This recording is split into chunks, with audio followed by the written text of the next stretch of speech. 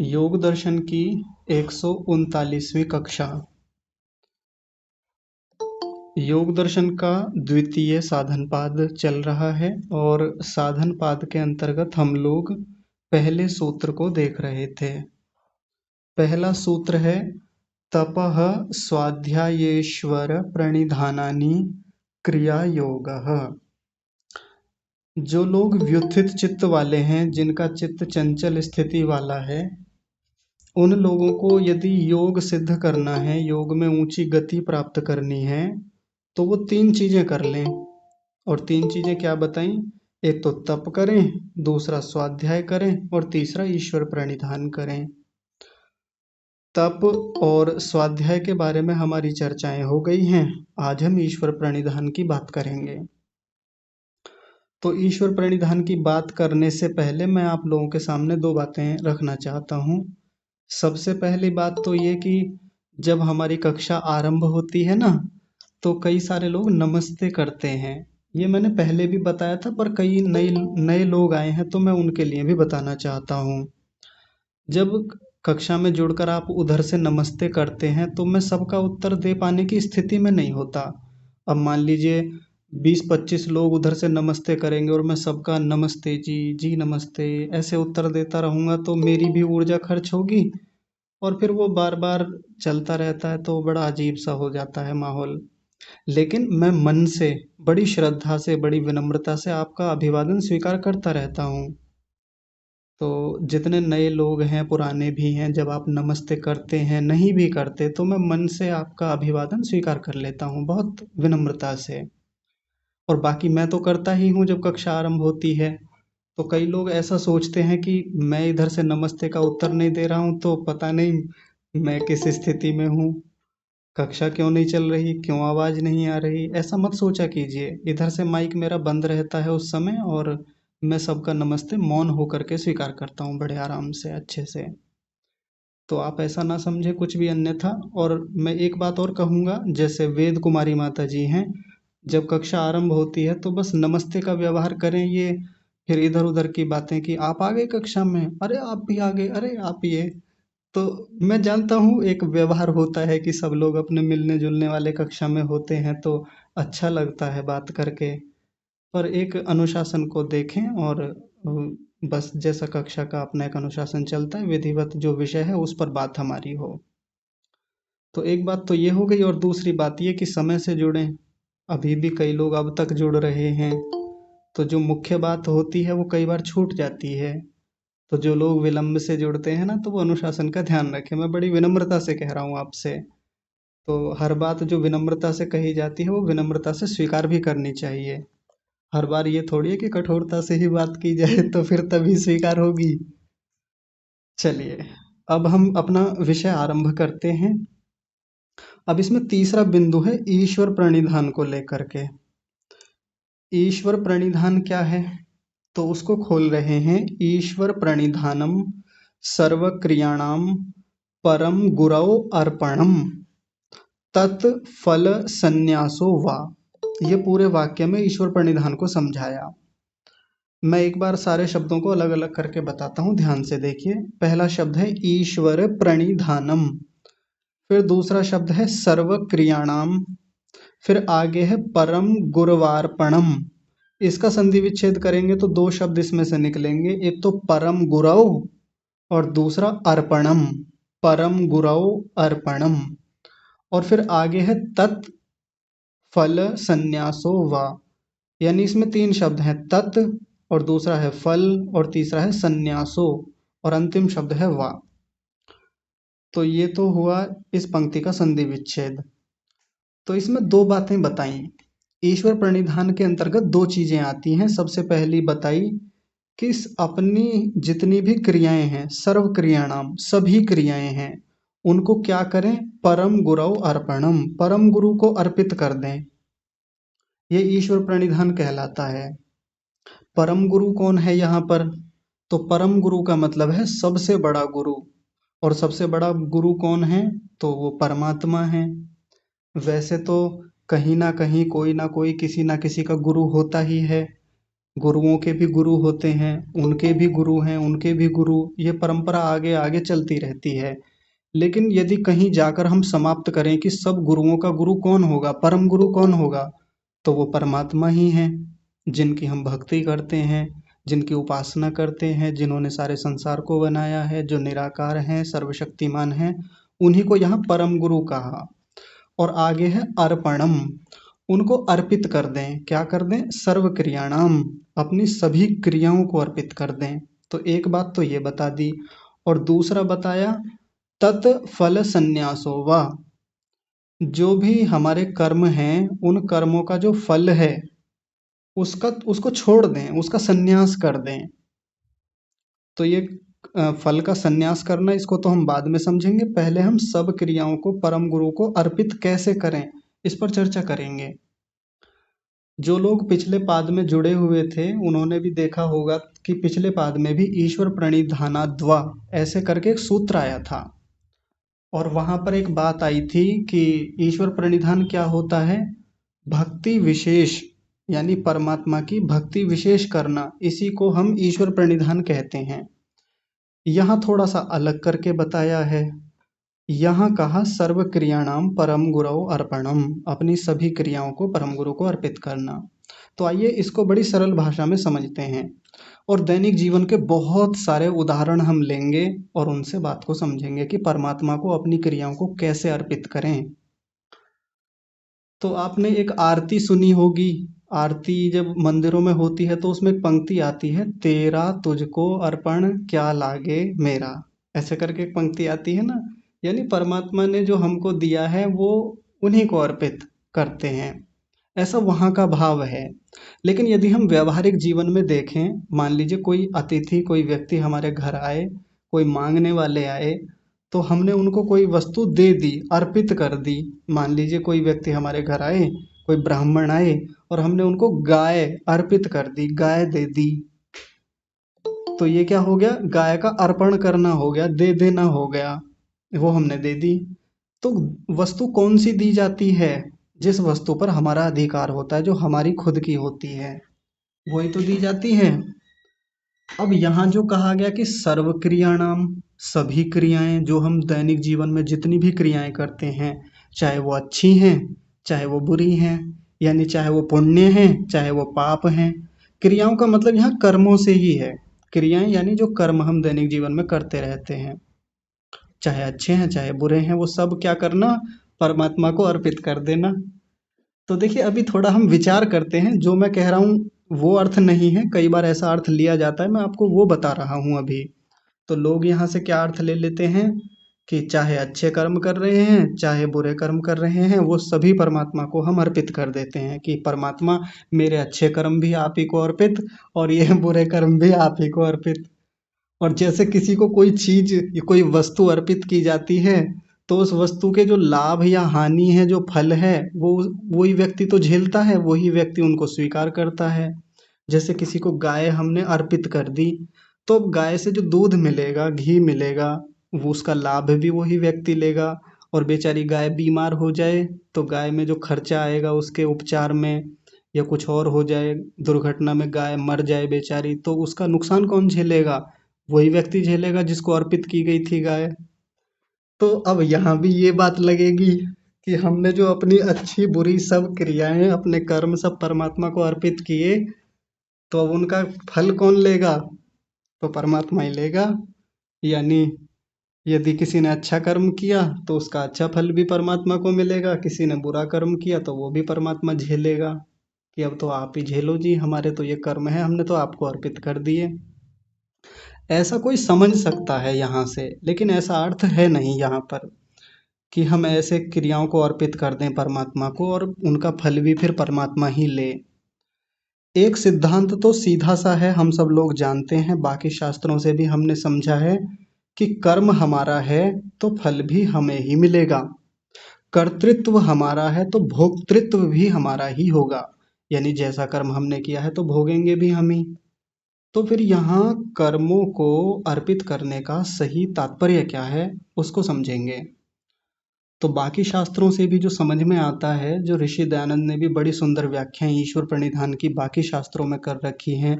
ऋग्वेद आदि भाष्य भूमिका में है, सत्यार्थ प्रकाश में है, कई सारे ग्रंथों में इसकी बड़ी सुंदर व्याख्याएं हैं। तो सब व्याख्याओं का एक सार है, वो कहते हैं कि परमात्मा की आज्ञा का पालन करना, ये उसको सब क्रियाओं को अर्पित कर देना है, और यही ईश्वर प्रणिधान है। ऐसा उन्होंने वहां पर व्याख्या की है। तो इसको समझते हैं। परमात्मा ने वेद के माध्यम से हम सभी के लिए बहुत सारी आज्ञाएं, बहुत सारी बातें, बहुत सारे उपदेश लिख कह दिए हैं, बताए हैं, ऋषियों के माध्यम से बताए हैं। 4 ऋषियों को उन्होंने वो ज्ञान दिया था। बाद में उन ऋषियों ने वो चारों वेदों का ज्ञान पूरे संसार को दिया। अब उसमें बहुत प्रकार की आज्ञाएं हैं, बहुत सारे मंत्र आप लोगों ने सुने होंगे। हम भी जब कक्षा यहाँ शुरू करते हैं तो मैं वेद का जो मंत्र बोलता हूँ, उसमें भी परमात्मा ने कुछ आज्ञाएं हम लोगों के लिए दे रखी हैं, कुछ आदेश दे रखे हैं, कुछ उपदेश हैं हमारे जीवन को अच्छा करने के लिए। तो जैसा परमात्मा ने कहा है वैसा वैसा क्रिया करना, वैसा वैसा कर्म करना, ये होता है परमात्मा को सब क्रियाओं को अर्पित कर देना। अब उसमें गलत करने की गुंजाइश ही नहीं रह जाएगी कि हम कुछ गलत करें, कोई पाप कर्म करें, क्योंकि परमात्मा की एक भी आज्ञा, एक भी उपदेश ऐसा नहीं है जो हमको गलत मार्ग की ओर प्रेरित करे, हमको गलत करने के लिए प्रेरित या बाध्य करे। है ही नहीं कोई भी। सारे वेदों को उठा लें, सारी बातों को उठा लें, सारे मंत्रों को उठा लें, तो हम देखेंगे कि एक भी पंक्ति ऐसी नहीं मिलेगी जो हमको पाप कर्मों की ओर प्रेरित करती हो। तो ये होता है अपनी सब क्रियाओं को परमात्मा को अर्पित करना।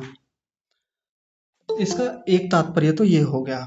एक दूसरा तात्पर्य और है, ध्यान से समझेंगे, चाहे तो इन चीजों को नोट करते चलिए, आप लिख लेंगे तो याद रहेंगी बातें। दूसरा है कि अपनी जितनी भी क्रियाएं हम पूरे सुबह से लेकर शाम तक करते हैं, वो सारे कर्म, सारी क्रियाएं परमेश्वर को प्राप्त करने के लिए करना, ये भी सर्व क्रियाणाम परम गुरु अर्पणम हो जाएगा, ये भी ईश्वर प्रणिधान ही हो जाएगा। यानी मैं जितने काम सुबह उठने से लेकर रात्रि में सोने तक करता हूँ, वो सब परमात्मा की आज्ञा के अनुसार ही करता हूँ। और परमात्मा की सारी आज्ञाएं हैं ही इसलिए कि हम मुक्ति को प्राप्त हों, हम परमात्मा को प्राप्त हों। एक भी उपदेश ऐसा नहीं है जो हमें बंधन में डालने वाला हो, जो हमको इस रूप में लाने वाला हो कि हम मुक्ति से दूर जा रहे हैं। यानी परमात्मा की प्राप्ति को केंद्र में रख कर के सारी क्रियाएं करना, ये भी सारी क्रियाएं परमात्मा को अर्पित करना ही होता है, और ये ईश्वर प्रणिधान कहलाएगा। ऐसा करके हम ईश्वर प्रणिधान को और मजबूत कर सकते हैं और पुष्ट कर सकते हैं। तो कैसे देखें इसको, उदाहरणों से समझ लेते हैं। कि जैसे मैं सुबह को उपासना करता हूँ। अब कुछ लोग तो उपासना में कुछ का कुछ करते हैं, कोई चिंतन करते हैं, कोई विचार करते हैं, किसी विषय को लेकर के मंथन करते हैं, चिंतन चलता है उनका।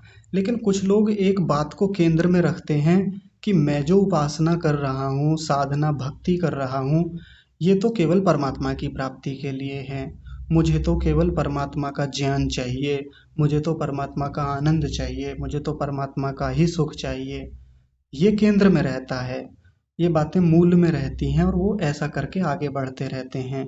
ये ईश्वर प्रणिधान है। और ऐसे करके अपनी क्रियाएं परमात्मा को अर्पित की जाती हैं कि हे प्रभु, ये जो उपासना मैं कर रहा हूँ या उपासना करने जा रहा हूँ, ये आपको समर्पित, आपको अर्पित करता हूँ। ऐसे करके ईश्वर प्रणिधान होता है। और देख लीजिए, कोई व्यक्ति दान करता है। आमतौर पर जो दान किया जाता है वो किस लिए किया जाता है, कि दान करेंगे तो पुण्य बनेगा, और पुण्य बनेगा तो हमको सुख मिलेगा, अगला जीवन अच्छा मिलेगा। इसीलिए तो दान पुण्य किया जाता है। आगे के जन्म अच्छे मिलेंगे, आगे का शरीर अच्छा मिलेगा, अच्छे घर में जन्म मिलेगा, विद्या प्राप्ति होगी, अच्छे माता पिता मिलेंगे, अच्छे गुरु मिलेंगे। इसीलिए तो व्यक्ति दान पुण्य परोपकार के काम करता है, और करना भी चाहिए। लेकिन ये जो साधक है, जो ईश्वर प्रणिधान कर रहा है, ये केंद्र में परमात्मा को रखता है कि ये जो मैं परोपकार कर रहा हूँ, ये जो मैं लोगों को विद्या का दान दे रहा हूँ, ये जो मैं लोगों को धन का दान दे रहा हूँ, ये जो मैं लोगों को गायों का दान दे रहा हूँ, ये जो मैं लोगों को संपत्ति का दान देता हूँ, ये मैं इसलिए देता हूँ ताकि मन मेरा प्रसन्न रहे और मैं प्रसन्न मन से खूब भक्ति कर पाऊँ, मैं परमात्मा को प्राप्त कर पाऊँ। केंद्र में परमात्मा की प्राप्ति रहती है। इसलिए वो अपनी जो दान देने वाली क्रिया है, परोपकार करने वाली जो क्रिया है, वो किसको अर्पित करता है? परमात्मा को अर्पित करता है, परमात्मा की राह में अर्पित करता है। इसको कहते हैं ईश्वर प्रणिधान। और देख लीजिए, कोई भी उदाहरण ले लीजिए। अब इसके अलावा कितनी क्रियाएं हम सुबह से लेकर शाम तक करते हैं, सैकड़ों हजारों कर्म कर डालते हैं। जैसे मान लीजिए कोई व्यक्ति भोजन करता है, दिन में 3 बार उसने भोजन किया, तो भोजन करते समय भी एक भावना बनाए मन में चलते रहना चाहिए कि ये भोजन जो मैं कर रहा हूँ, इस भोजन को करने से मेरे शरीर में पुष्टि होगी, बल बढ़ेगा, सामर्थ्य आएगा, ताकत आएगी और मेरा शरीर निरोगी रहेगा, स्वस्थ रहेगा, बलवान रहेगा, जिससे मैं लंबे समय तक परमात्मा की आराधना कर पाऊंगा, उपासना कर पाऊंगा, भक्ति कर पाऊंगा, चिंतन मनन कर पाऊंगा और अंततः परमात्मा ही को प्राप्त करूंगा। यहाँ भी केंद्र में परमात्मा है। का कर्म तो कर रहा है भोजन करने का, क्रिया तो हो रही है भोजन करने की, लेकिन केंद्र में परमात्मा है, आधार रूप में परमात्मा को जोड़ा हुआ है। ये क्या है? ये ईश्वर प्रणिधान है। और ले लीजिए, कोई भी काम ले लीजिए, कोई व्यक्ति नौकरी करता है, जॉब करता है, गृहिणियां जो हैं वो घर में काम करती हैं, संतानों का निर्माण करती हैं, पालन करती हैं, वो भी ले लें, ऐसे ही आधार बना लें कि मैं कर तो नौकरी रहा हूँ, कर तो मैं संतानों का पालन रहा हूँ, मैं घर गृहस्थी चला रहा हूँ, लेकिन ये सब चलाने के पीछे का उद्देश्य ये है कि मेरी आजीविका चले, एक सामाजिक जो व्यवस्था है वो बनी रहे, ताकि मेरी आजीविका ना रुके, मुझे वो संकट ना आए जो संकट मुझे ईश्वर भक्ति से दूर करेंगे, मुझे सुरक्षा मिलती रहे समाज से, मुझे धन की प्राप्ति होती रहे, मुझे बाकी सब जो व्यवस्थाएं हैं जो एक साधक को मिलनी चाहिए वो सब मिले मुझे, और होनी चाहिए हमारे पास सब व्यवस्थाएं।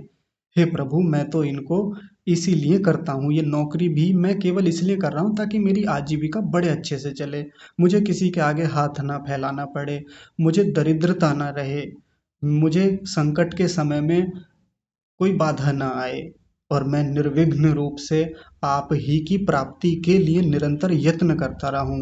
हे प्रभु, ये नौकरी, ये व्यवसाय, ये पेशा, ये वृत्ति, ये गृहस्थ पालन, ये सब सारी क्रियाएं सब आपको समर्पित, सब आपको अर्पित करता हूँ मैं, और आप ही की आज्ञा में रह करके आपके कहे अनुसार ही मैं ये सब कर्म कर रहा हूँ। जो आपने आज्ञा वेद में दे रखी है मैं वो करता हूँ। तो एक और उदाहरण हम लेते हैं कि परमात्मा ने वेद में एक आज्ञा कही है, एक बात कही, बहुत रोचक है। उन्होंने क्या कहा? अक्षय ही माँ दिव्य कृषि मित कृषस्व। एक वेद मंत्र है, उसमें ये सूक्ति आती है, अक्षय ही माँ दिव्य।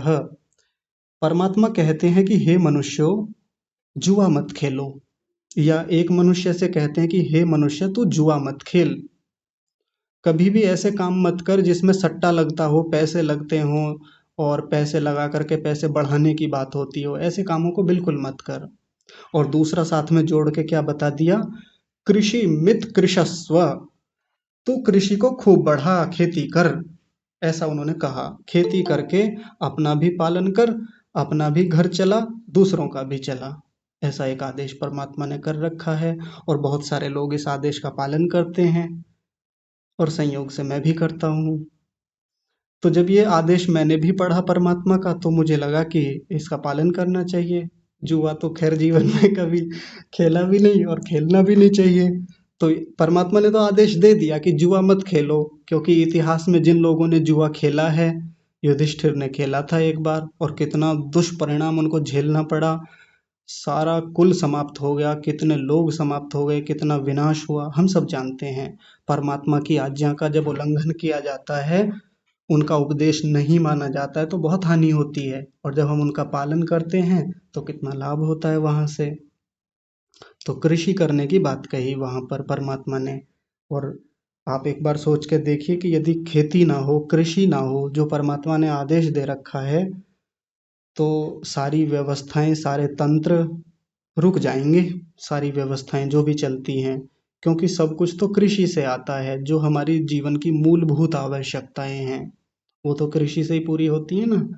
तो परमात्मा की आज्ञा का पालन करें, प्रसन्नता से रहें, सुख से रहें।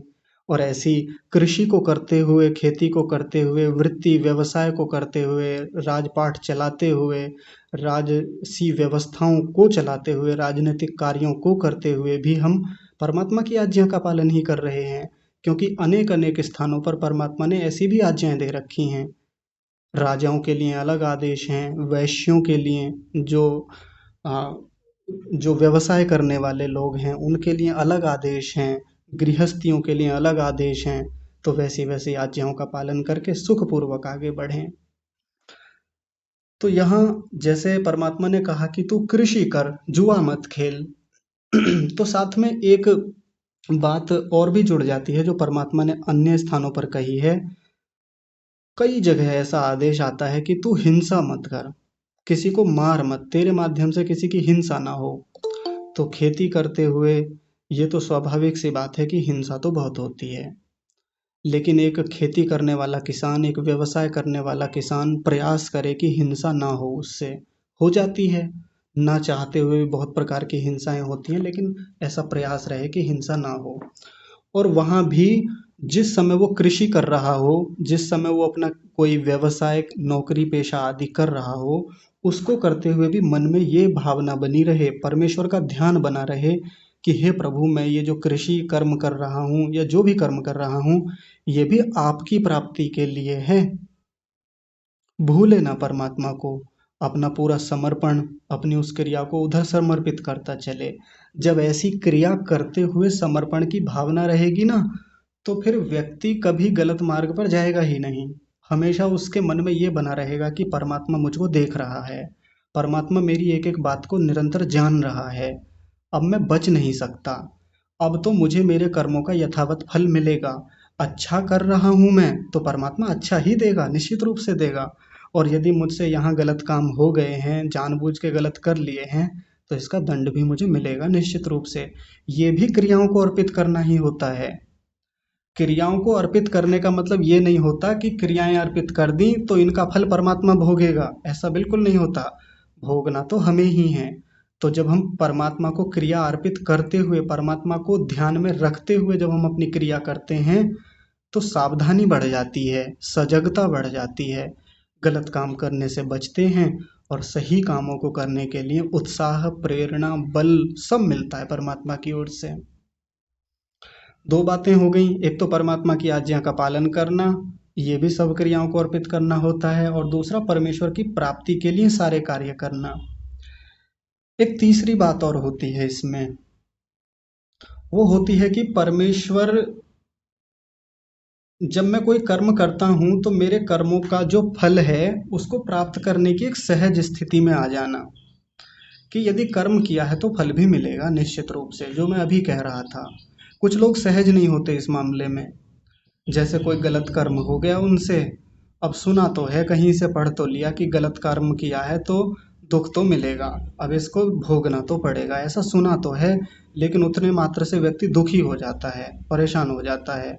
या पिछले किसी कर्म का फल मिलता है दुख के रूप में तो भी परेशान हो जाता है, मुझे पता नहीं किस कर्म का फल मिल रहा है, हम ही को क्यों मिलता है जी, हमेशा परमात्मा दुख ही देता रहता है, तब ये दुख दे दिया था, अब ये दुख दे दिया था।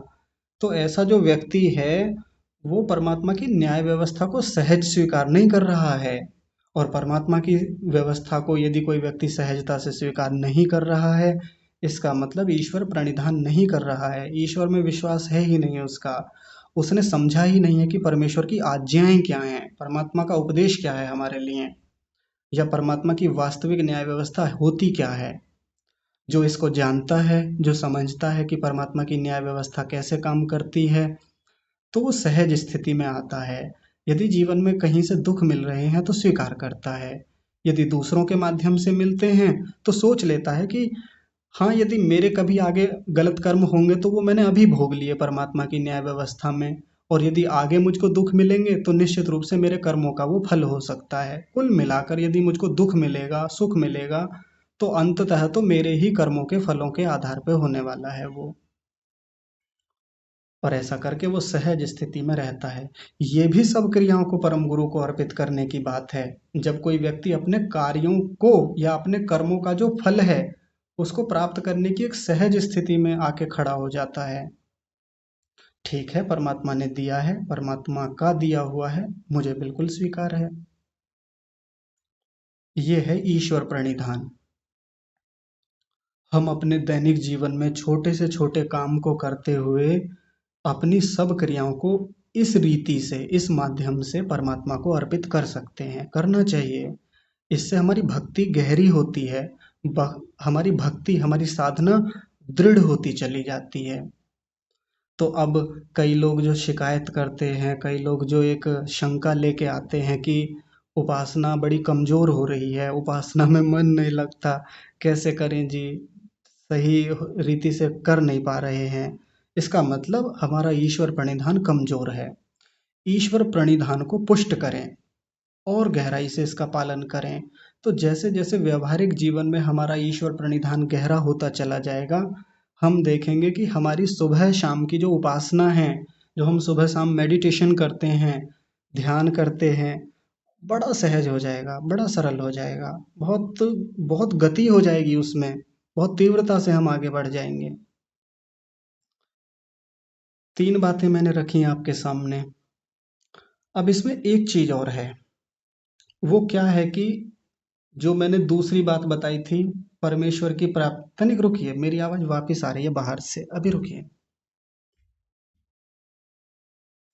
आवाज कम कर ली, आवाज कम। हाँ जी, अभी ठीक है। तो जो मैंने इसमें दूसरी बात बताई थी कि अपने सभी कर्म, सभी क्रियाएं परमेश्वर की प्राप्ति के लिए करनी है। तो इसी से जुड़ी हुई एक बात और है। आप किसी भी कर्म को कर रहे हैं, कोई भी छोटी से छोटी क्रिया है, उसमें देखें परमात्मा की व्यवस्था को। परमात्मा ने किस प्रकार से वो व्यवस्थाएं कर रखी हैं। जैसे उदाहरण के रूप में, जो मैं कार्य करता हूँ उसी के आधार पे आपको बताने का प्रयास करता हूँ, तो आप भी जो जो कार्य करते हैं उसके अनुसार अपने जीवन में देखिएगा, बहुत रोचकता बनेगी, बहुत आनंद आएगा, ईश्वर प्रणिधान और गहरा होगा। जैसे कल की बात है, कल का एक ताजा उदाहरण आपको बताता हूँ, बहुत रोचक है। कल मैं खेत में काम कर रहा था। गन्ना है, गन्ने की फसल है, उसकी बंधाई कर रहे थे, बांध रहे थे, क्योंकि गिर जाता है इन दिनों में गन्ना, तो बांध रहे थे। बांधते बांधते अचानक मेरी दृष्टि नीचे भूमि पर गई, जमीन पर। तो मैंने देखा कि एक छोटा सा गड्ढा कर रखा है, ताजा ताजा किसी ने, किसी प्राणी ने, और उसमें छोटे छोटे सफेद रंग के बहुत सारे अंडे रखे हुए हैं, कम से कम 12-13 अंडे रखे होंगे, छोटे छोटे से, नन्हे नन्हे से। अब एक आश्चर्य तो होता है, रोचकता बनती है मन में, एक जानने की उत्सुकता होती है कि किसके हैं। कई बार संदेह भी हो जाता है कि किसी ऐसे विषैले प्राणी के ना हो, जैसे सांप है, सांप भी अंडे देता है, तो थोड़ा खतरा भी लगता है कि आसपास सांप भी हो सकता है। तो वहाँ देखा, देखने में बड़े अच्छे लग रहे थे वो अंडे छोटे छोटे से। अब देख करके जैसे इधर उधर दृष्टि दौड़ाई तो देखा तो एक गिरगिट, गिरगिट आपने सुना होगा जो रंग बदलता है, वो वहीं पास में घूम रहा था और मेरी तरफ देखने लगा। बेचैन हो गया वो बेचारा, क्योंकि वहाँ बहुत शोर होता है जब गन्ने की बंधाई होती है, तो चहल पहल बहुत रहती है, वो बेचारा परेशान हो गया। तो मैंने जल्दी जल्दी से काम करके वहाँ से मैं हटा। जैसे ही मैं वहाँ से हटा तो वो उसी गड्ढे के ऊपर जाके बैठ गया, उन अंडों के ऊपर। अंडे तो वो थोड़ा नीचे थे लेकिन वो ऊपर बैठा। ये समय जो है ये बहुत सारे प्राणियों के प्रजनन का होता है, अंडे देते हैं, बच्चे देते हैं। बहुत सारी चिड़िया हैं, वो भी इस समय अंडे दे रही हैं खेतों में, बहुत सारे मैंने देखे हैं, घोंसले देखे उनके। देख करके परमात्मा की जो व्यवस्था है उसके प्रति बड़ी आस्था हो जाती है। बड़ा आनंद आता है देख करके कि परमात्मा ने कितनी सुंदर व्यवस्थाएं बना रखी हैं। कितने प्राणी ऐसे हैं जो बच्चों को जन्म देते हैं, कितने ऐसे हैं जो अंडे दे करके ऐसी उत्पत्ति करते हैं संतानों की। तो वो जो गिरगिट था, देखिए उसकी, वो भी तो एक माँ है, वो भी तो एक मादा है, वो भी एक स्त्री है। जैसी ये मनुष्य स्त्रियां होती हैं, इनके भीतर भी अपनी संतान के प्रति एक जुड़ाव होता है, मोह होता है, ममता होती है। इनकी संतान को कुछ हो जाए तो बेचैन हो जाती हैं, परेशान हो जाती हैं। परमात्मा ने वैसी ही जो मोह की स्थिति है, राग की स्थिति है, ये बाकी प्राणियों में भी बनाई। उसके अंडों से अभी बच्चे निकले नहीं हैं, अभी अभी दिए हैं ताजे ताजे। लेकिन उसका अपने अंडों के प्रति या संतानें जो उसमें हैं, उनके प्रति कितना गहरा जुड़ाव है, ये अभी से दिख रहा है। बेचैन है वो, कहीं मेरे अंडों को कोई हानि ना पहुंचा दे, कोई इन बच्चों को हानि ना पहुंचा दे। तो परमात्मा की जो ये व्यवस्था है, जो हर मादा के भीतर, हर स्त्री प्राणी के भीतर परमात्मा ने ये मोह की व्यवस्था दी, जो जोड़े रखती है संतानों से, हटने नहीं देती, निरंतर पालन करती है। और फिर इसी से सृष्टि निरंतर आगे आगे आगे बढ़ती चली जाती है। अब ये कुछ दिन बाद ये गिरगिट निकलेंगे छोटे छोटे से, इसमें से, अंडों में से, और पूरे खेत में फैल जाएंगे। खूब मिलते हैं, जब हम गन्ने की कटाई करते हैं तो खूब गिरगिट मिलते हैं सर्दियों में। और जब मिलते हैं तो कई बार कटते कटते बच जाते हैं, वो यंत्र होता है ना गन्ने काटने का, उससे। तो बड़ा ईश्वर प्रणिधान में रहते हुए कि हे प्रभु मुझसे कोई हिंसा ना हो, क्योंकि परमेश्वर का आदेश है कि कोई भी तू हिंसा मत कर, अपने जानबूझ के तो किसी को मत मार, कोशिश कर कि अनजाने में भी किसी से किसी की हिंसा ना हो। ऐसी परमात्मा की आज्ञाएं हैं, आदेश हैं। तो बहुत सारे गिरगिट मिलते हैं उस समय, तो एक एक को पकड़ पकड़ के उठा उठा के मैं सुरक्षित स्थान पर रखता हूँ बड़े आराम से। ऐसे बहुत प्राणी मिलते हैं, सांप मिलते हैं, बड़े विषैले सांप भी मिल जाते हैं। और जब सांप मिलते हैं और सांपों से रक्षा होती है तो बहुत आनंद आता है, परमेश्वर के प्रति आस्था और गहरी होती चली जाती है। जैसे अभी पिछले दिनों गर्मियाँ शुरू हुई, उसी समय एक बार गन्ने के खेत में ही काम कर रहे थे, निराई चल रही थी। तो एक रसेल्स वाइपर नाम की प्रजाति का एक सांप मेरे हाथ के बिल्कुल नीचे से निकल के भागा बहुत तेजी से। भारत के सबसे जहरीले सांपों में से एक है। और परमात्मा से मेरी कामना हमेशा रहती है काम करते हुए कि हिंसा ना हो, और आप मेरी भी रक्षा कीजिए। भाई मुझसे हिंसा ना हो किसी की, तो आप फिर मेरी भी रक्षा कीजिए, कहीं वो हिंसा कर दे मेरी। तो ये भी तो एक कामना रहती है। जैसे वो निकल के भागा तो डर तो लगता ही है, क्योंकि बहुत जहरीला सांप है वो, और देखते ही मैं पहचान जाता हूँ, कई बार मिला है खेतों में, अलग अलग खेतों में मिलता है। तो वो निकल के भाग गया, हम भी वहां से उठ के आ गए। लेकिन 5-6 दिन बाद फिर जब हम वही काम करने गए तो वो सांप फिर से वहीं मिला, ठीक वैसी ही स्थिति में फिर से मेरे पास से निकल के भागा। मतलब यथावत बिल्कुल वैसी ही स्थिति में। मैंने सोचा कि अब तो इसका कुछ उपाय करना पड़ेगा, तो पिताजी ने कहा कि मार के इसको अलग करो। मैंने कहा मारने की तो कोई आवश्यकता नहीं है, इसको बचाते हैं।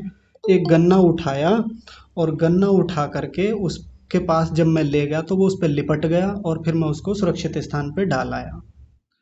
जब हम परमेश्वर की न्याय व्यवस्था में रह कर के, परमात्मा का ध्यान करके, और परमात्मा ही को अपनी क्रियाओं को अर्पित करते हुए जब हम अपने कर्म करते हैं, परमात्मा हमारी सजगता बढ़ाता है, परमात्मा हमारे भीतर और सात्विकता भरता है।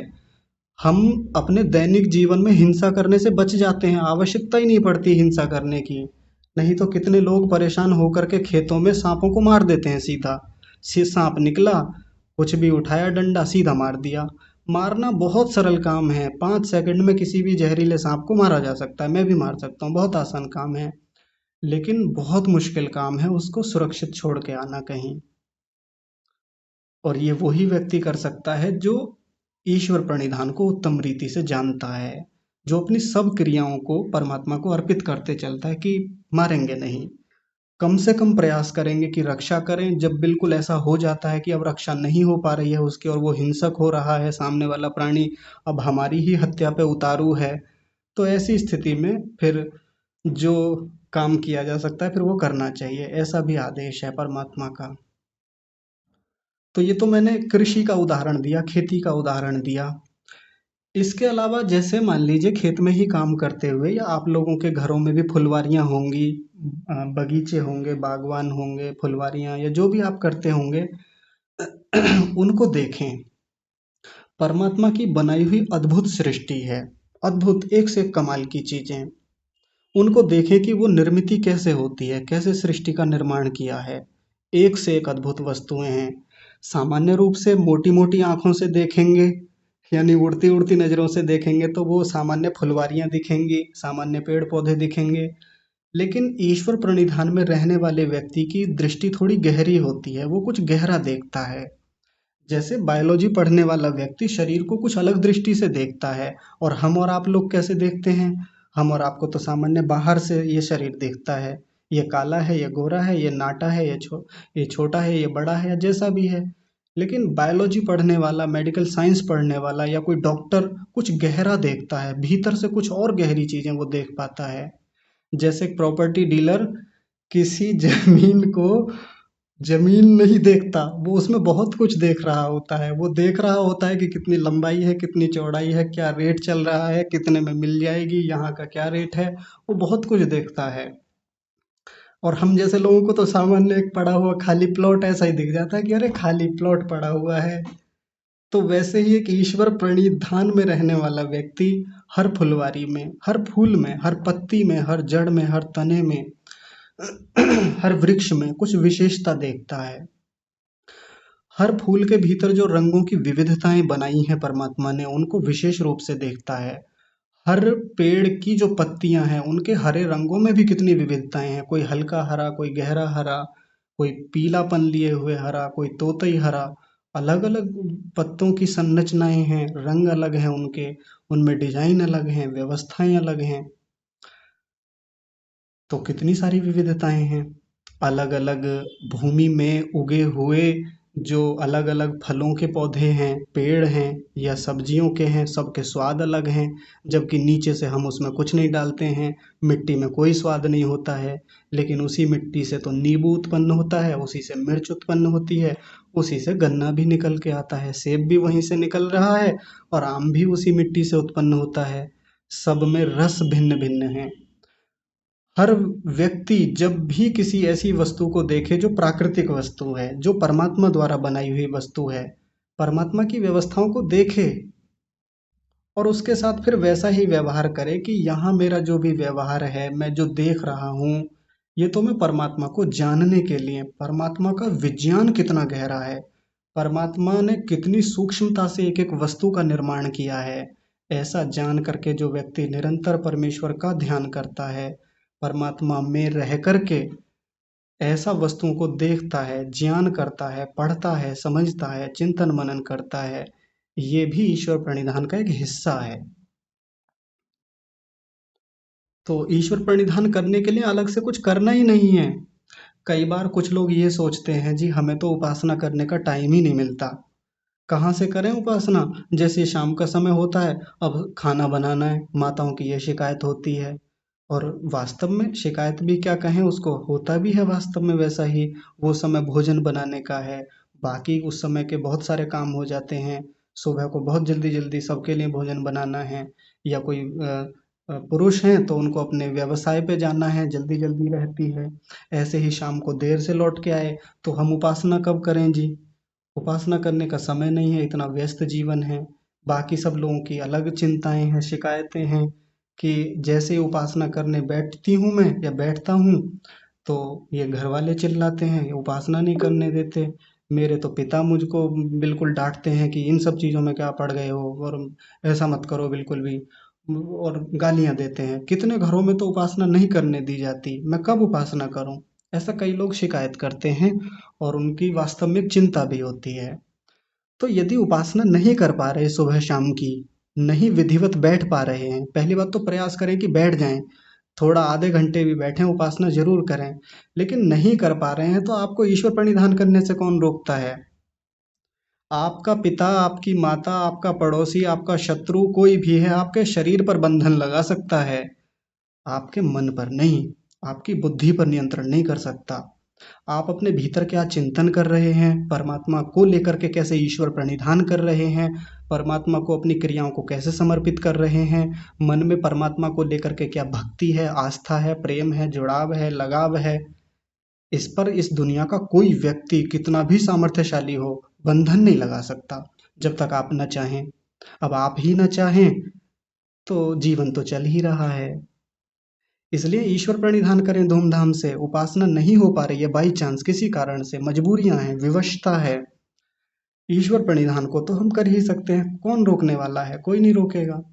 ना कोई राजा रोक सकता है, ना कोई आतंकवादी रोक सकता है, ना सरकारें रोक सकती हैं, ना घर का कोई मुखिया रोक सकता है, कोई बाहरी ताकतें, कोई मजबूत ताकतें, कोई नहीं रोक सकता हमको इसको, इस काम को करने से। हाँ, उपासना करने से हमको बहुत लोग रोक सकते हैं, हमको टोक सकते हैं, बाधा कर सकते हैं उपासना करने में। ईश्वर प्रणिधान को गहरा करें, मजबूत करें। ऐसा करने से योग में बहुत जल्दी गति होती है, बहुत शीघ्रता से ध्यान दृढ़ता को प्राप्त होता है। अब कितने उदाहरण दें? कितनी भी व्यवस्थाएं, जो प्राकृतिक व्यवस्थाएं हैं, जो परमात्मा द्वारा बनाई हुई हैं, सब में देखें, सबको समझने का प्रयास करें। और वो समझ तब बनती है जब हमारा अध्ययन, जब हमारा स्वाध्याय पहले से अच्छा हो। जिन लोगों ने मेडिकल साइंस को अच्छे से पढ़ा है, बायोलॉजी को अच्छे से पढ़ा है, जूलॉजी, बॉटनी इत्यादि जो वो सब्जेक्ट हैं उनको बहुत अच्छे से पढ़ा है, उनका ईश्वर प्रणिधान जितना अच्छा हो सकता है ना, इतना किसी पंडित का, किसी गुरुकुल के पढ़े हुए व्यक्ति का भी नहीं हो सकता। मैं सच में कह रहा हूँ, इस बात को बड़ी दृढ़ता से कह रहा हूँ। यदि वो व्यक्ति अपने मेडिकल साइंस के अनुभव को लेकर के, या जो उसने कॉलेज टाइम में जो भी उसने उस जीव विज्ञान को या बाकी जो शरीर विज्ञान को जितना गहराई से पढ़ा है, यदि उसको आधार बना करके वो भक्ति में उतर जाए ना, तो तहलका मचा दे। और बाकी जितने ये साधक होते हैं, जितने बाकी उपासक हैं, सबको पीछे छोड़ सकता है। इतनी योग्यता उस व्यक्ति के भीतर होती है पहले से ही। उसके पीछे उसका अध्ययन है, उसका चिंतन है, उसने चीजों को बहुत सूक्ष्मता से देखा है, समझा है उनको। जिस व्यक्ति ने भूगोल को बहुत अच्छे से पढ़ा है, जिसने भूगर्भ विद्या को बहुत अच्छे से पढ़ा है कि इस पृथ्वी के भीतर कैसे चीजें काम करती हैं, कैसे व्यवस्थाएं काम करती हैं, वो जितना अच्छे से साधना में गति कर सकता है ना, ये सामान्य रूप से थोड़े बहुत शास्त्र पढ़े हुए व्यक्ति कभी नहीं कर सकते। उसने बहुत अच्छे से परमात्मा की व्यवस्थाओं को समझा है, भले ही परमात्मा को जोड़ के नहीं देख रहा था, लेकिन यदि उसका एक बार मन में परमात्मा के प्रति आस्था जग जाए ना, तो वो आग लगा दे फिर।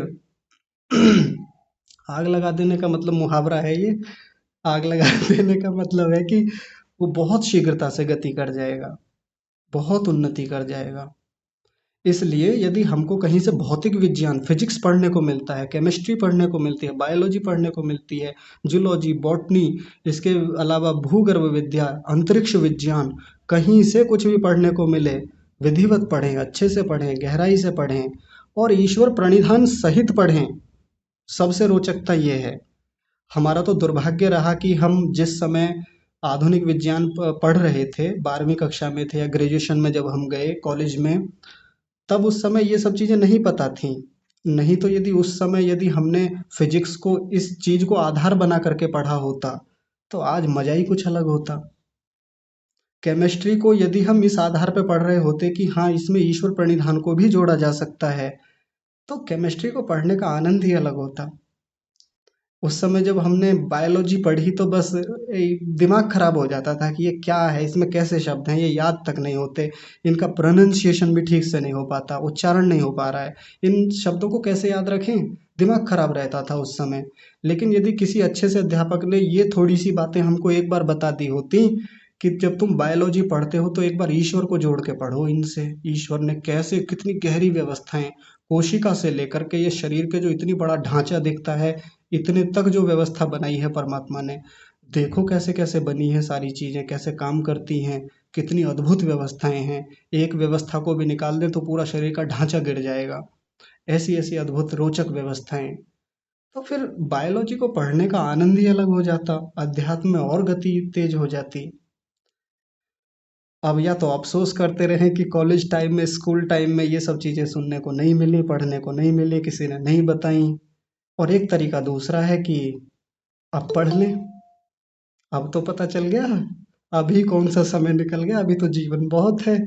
तो केमिस्ट्री फिर से पढ़ें, फिजिक्स फिर से पढ़ें, बायोलॉजी, या जो भी मैंने सब्जेक्ट बोले, आधुनिक विज्ञान के आधुनिक जो विषय हैं उनको फिर से उठा लें, फिर से पढ़ें। वैसा नहीं पढ़ पाए, थोड़ा पढ़ें, जितना समय मिले उतना पढ़ें।